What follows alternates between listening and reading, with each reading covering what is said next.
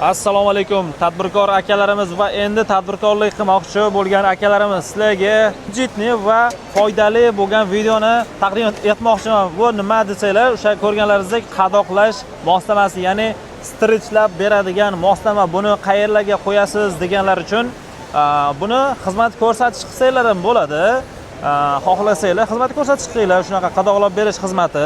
Xohlasanglar o'zlaringizni sexlaringizga qo'ysanglar ham bo'ladi. Siz nimadir ishlab chiqaryapsiz, somsa ishlab chiqarishingiz mumkin yoki sovuq meva ishlab chiqarishingiz mumkin. Bu yoqda meva, bu yoqda boshqa narsalar va gullarni ham, pomidorlarni ham hattoki strichlab qo'yishdi. Ko'rasizlarmi?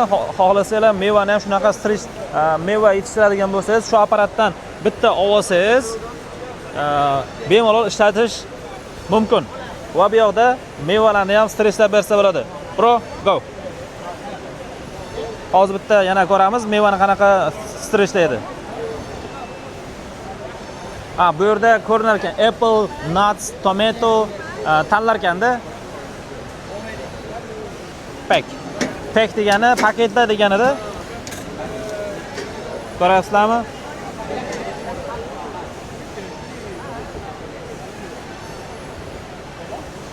Good. All right. Qo'yilmisizlar mana issiqqina. Endi bu nimaga kerak desanglar, endi hamma tushunadi deyarli. Bu endi tez aynib ketmasligi uchun yoki chang tushmasligi uchun yoki havo kirmasligi uchun qilinadigan narsalar bo'ladi. Buni narxi uncha qimmat bo'lmagan narxda ekan, ya'ni $1800 ga o'zingizning biznesingizni boshlasangiz bo'ladi. Qo'yilmisizlar, endi $1800 deganda ham ozmuncha qo'shilib qolishi mumkin. Nimaga desanglar, buni O'zbekistonga olib ketish yo'l kiralari uncha-muncha qo'shilib qoladi albatta. Va eng kattasi mana shu razmerda bo'lar ekan. Ko'rasizlarmi? Razmeri deyarli hozir ko'rganimizda, ya'ni 25 santimetrgacha bemalol strichlab berar ekan. 25 va eni 17-18 va 25 gacha bemalol strichlab berar ekan. Bu strechni o'zini komplektda qo'shib berar ekan. Bu 220 da ishlaydi.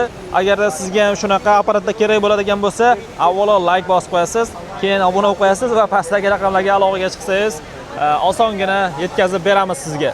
Va yana shuni aytish esimdan chiqibdi, birodarlar, 1 minutga 10 ta chiqarib berar ekan, 10 ta paketlar berar ekan va bu degani 1 soatga 600 ta bemalol chiqarib beradi degani.